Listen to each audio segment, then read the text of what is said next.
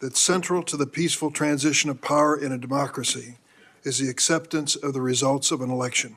To my knowledge, Donald Trump has never acknowledged the legal results of the 2020 election.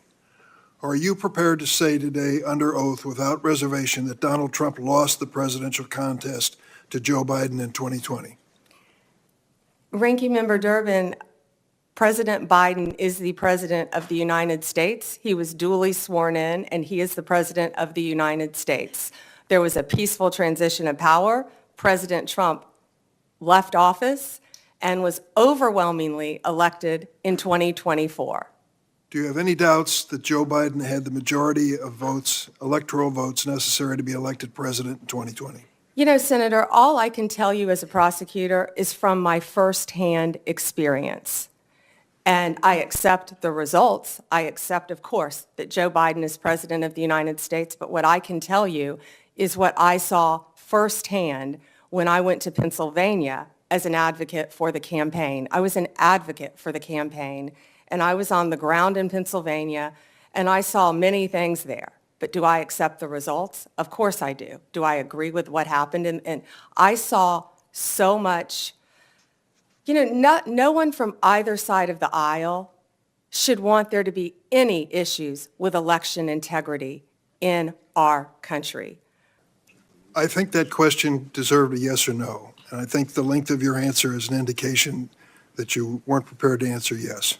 Do you believe that the January 6 rioters who've been convicted of violent assaults on police officers should be pardoned? Senator, if confirmed as Attorney General of the United States, the pardons, of course, fall under the President. But if asked to look at those cases, I will look at each case and advise on a case-by-case basis, just as I did my entire career as a prosecutor. It would not be appropriate for a prosecutor to start with a name and look for a crime. It's a prosecutor's job to start with a crime and look for a name, correct? Senator, I think that is the whole problem with the weaponization that we have seen the last 4 years and what's been happening to Donald Trump. They targeted Donald Trump. They went after him, actually starting back in 2016. They targeted his campaign. They have launched countless investigations against him.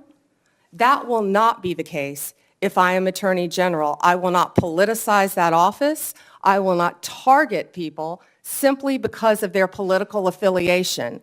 Justice will be administered even-handedly throughout this country. Senator, we've got to bring this country back together. We've got to move forward, or we're going to lose our country.